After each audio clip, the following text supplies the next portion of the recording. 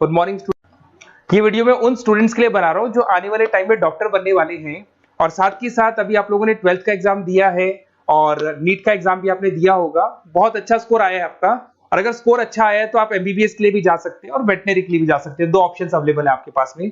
अब देखिए इसके अंदर जो डॉग लवर्स हैं या फिर अपन बोल सकते हैं जो एनिमल लवर्स हैं, इसमें सारे एनिमल्स कवर होते हैं, वो लोग इस वेटनरी वाले ऑप्शन को चूज कर सकते हैं। बहुत अच्छा ऑप्शन है, इसमें बहुत अच्छी अच्छी कैरियर अपॉर्चुनिटीज मिलेगी, बहुत अच्छा पैकेज मिलेगा और फ्यूचर ग्रोथ बहुत अच्छा है इसके अंदर। अभी अपन लोग डिस्कस करने वाले हैं veterinary, what is veterinary doctor, veterinary doctor क्या करता है, कैरियर अपॉर्चुनिटीज क्या क्या मिलेंगी इसमें, सैलरी क्या मिलेगा इसके अंदर, इंडिया में क्या सैलरी है और अब्रॉड में क्या सैलरी मिलेगा आपको, गवर्नमेंट कॉलेजेस क्या चार्ज करते हैं फीस, प्राइवेट कॉलेज क्या चार्ज करते हैं, पूरा डिटेल में डिस्कस करेंगे। कहां एडमिशन लेना चाहिए, कितनी फीस पे लेना चाहिए, स्कॉलरशिप कितना मिलेगा, कम से कम बजट में कौन सा कॉलेज मिलेगा, इसको अपन बिल्कुल डिटेल में डिस्कस करने वाले हैं। चलो शुरू करते हैं। अब देखिए एक वेटनरी डॉक्टर करता है क्या, what the veterinary doctor will do. Veterinary doctor बहुत सारे काम करता है, डायग्नोस्टिक का काम है, उसका ट्रीटमेंट का काम है, सर्जरी का काम है, प्रिवेंशन क्योर का काम है, इमरजेंसी केयर के लिए आपका जो एनिमल वेलफेयर हो गया, क्लाइंट एजुकेशन हो गया, ये सारे काम को करता है। जैसे अगर अपन डायग्नोस्टिक की बात करें तो एनिमल्स का एग्जामिनेशन करना है, उसका एक्सरे करना है, ब्लड टेस्ट करना है, उसमें वो काम करेगा। अगर मैं ट्रीटमेंट की बात करता हूं तो यहाँ पे वो मेडिसिन वगैरह जो देगा वो देगा आपको, प्रोवाइड वैक्सीनेशन, वो बहुत इंपॉर्टेंट है क्योंकि वैक्सीनेशन वगैरह अपन देखते हैं डॉग्स वगैरह को रेगुलर बेसिस पे अपने को देना पड़ता है। सर्जरीज हो गई, जैसे रूटीन सर्जरीज, कॉम्प्लेक्स सर्जरीज, ये सारे काम वो करेगा। उसके अंदर प्रिवेंटिंग क्योर, वैक्सीनेशन वगैरह हो गया। उसके बाद में इमरजेंसी केयर के लिए वो जो काम करेगा, जैसे इमरजेंसी केयर में किसी को किसी एनिमल को कोई प्रॉब्लम आ गया तो उसका लाइफ सेविंग कैसे करना है, इमरजेंसी में कैसे लेना है उसको। एनिमल वेलफेयर में जैसे जो एनिमल वेलफेयर ऑर्गेनाइजेशन होती है उसमें वो काम करेगा। उसके बाद में क्लाइंट एजुकेशन हो गया, जो भी आपके क्लाइंट्स होंगे जो डॉग रखते हैं, जो भी पेट रखते हैं, उनको क्या खिलाना है, उनको कैसे रखना है, उसके ऊपर डिस्कशन करेगा सारा का सारा। अब देखिए मेन चीज इसमें आती है कैरियर अपॉर्चुनिटीज। क्या कैरियर अपॉर्चुनिटीज होगी, आप डॉक्टर बन जाएंगे तो डॉक्टर बनने के बाद में आपकी जॉब कहां लगेगी या फिर अपना खुद का प्राइवेट बिजनेस खोलेंगे, कैसे करेंगे आप। इसमें सबसे बढ़िया ऑप्शन है प्राइवेट क्लिनिक्स। ये लोग अपना खुद का प्राइवेट क्लिनिक खोलते हैं, small animal, large animal mix दोनों के लिए खोल सकते हैं। तो प्राइवेट क्लिनिक के अंदर बहुत अच्छी अर्निंग है, अपन उसका जो सैलरी पार्ट है वो भी डिस्कस करेंगे नीचे। उसके बाद में आपका एनिमल हॉस्पिटल्स हो गए, प्राइवेट और गवर्नमेंट दोनों हॉस्पिटल हैं जहां पे जॉब लग सकती है। रिसर्च इंस्टीट्यूट्स हो गए जहां पे आपका जॉब लग सकता है, जैसे फार्मास्यूटिकल कंपनी हो गया, गवर्नमेंट एजेंसीज हो गया, यहाँ पे जॉब लग सकता है। उसके बाद में गवर्नमेंट एजेंसीज में public health agencies, department of agriculture, यहाँ आपका जॉब लग सकता है। कुछ लोग बोलते हैं जू हो गया, वाइल्ड लाइफ सेंचुरी हो गई, वहां आपका जॉब लग सकता है। जू, एक्वेरियम, यहाँ पे लग सकता है, वाइल्ड लाइफ सेंचुरीज में लग सकता है। उसके अलावा फूड प्रोडक्शन इंडस्ट्रीज हो गई, जैसे लाइफ स्टॉक प्रोडक्शन हो गया, जैसे कोई मुर्गियों का बिजनेस करता है या मुर्गियों का फार्म है, वहां पे भी जॉब लग सकता है आपका। एनिमल वेलफेयर एडवाइस के लिए जॉब लग सकता है आपका।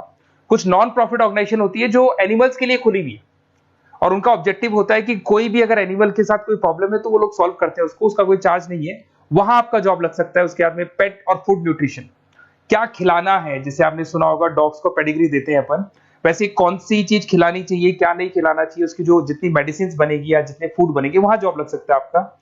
उसके अलावा आपका स्कूल्स एंड कॉलेजेस में आपका जॉब लग सकता है एज अ फैकल्टी। पढ़ने के बाद में अगर आपका इंटरेस्ट है फैकल्टी बनने का तो वहां आपका जॉब लग सकता है। कंसल्टेंसी फर्म्स हो गया, animal health consultancy, food safety consultancy, यहाँ आपका जॉब लग सकता है। देखो ये सारे ऑप्शंस है। उसके अलावा सैलरी पैकेज देखो, अभी मैं जो सैलरी पैकेज की बात कर रहा हूँ इंडिया की बात कर रहा हूँ, अपना जो होम कंट्री इंडिया इसकी बात कर रहा हूँ। फिर अपन सैलरी पैकेज की बात करेंगे, वो अब्रॉड की बात करेंगे।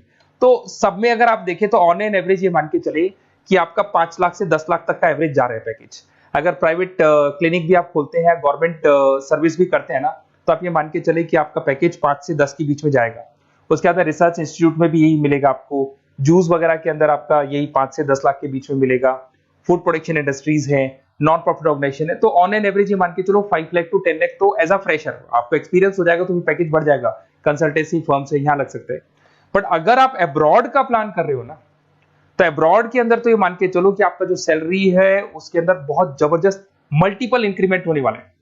अगर आप अब्रॉड का प्लान कर रहे हैं, अगर यूएस में अगर आपका जॉब लगता है तो मान के चले ऑन एन एवरेज $1 लाख है एनुअली। तो अगर $1 लाख का मतलब मान के चले तो 83 या 80 रुपीज राउंड फिगर में मानोगे तो भी 80 लाख रुपए आपको मिले। तो इसके अंदर एक बहुत अच्छा ऑप्शन है कि आप एज अ डॉक्टर बन के अब्रॉड भी जा सकते हैं। कुछ लोग हैं जो नहीं जाना चाहते बट कुछ जाना चाहते हैं तो वो जा सकते हैं, इसमें अब्रॉड भी जा सकते हैं। उसमें यूएस है, यूके है, ऑस्ट्रेलिया है, कनाडा है, जर्मनी है, बाकी और बहुत सारी कंट्रीज है जहां पे बहुत अच्छे अच्छे जॉब लगेंगे। ऑन एवरेज मान के चलो 80 लाख, 70-80 लाख रुपए आपको साल के मिल जाएंगे। ये सारे ऑप्शंस हैं। अब मेन चीज पे आते हैं। देखो सीधी सी बात है, अगर इसको करना है तो उसको करने के लिए नीट में स्कोर कितना चाहिए, गवर्नमेंट कॉलेज क्या मांगेगा, प्राइवेट कॉलेज क्या मांगेगा। अगर मैं गवर्नमेंट कॉलेज की बात करता हूं तो नीट में मिनिमम 450 का मार्क्स चाहिए आप। अगर नीट में 450 मार्क्स नहीं है, प्लस आपका 12th में 50% कंपल्सरी है, फिजिक्स, केमिस्ट्री, बायो से होना चाहिए, 50% होना चाहिए, और साथ के साथ नीट के अंदर 450 मार्क्स चाहिए। 5.5 साल का कोर्स है।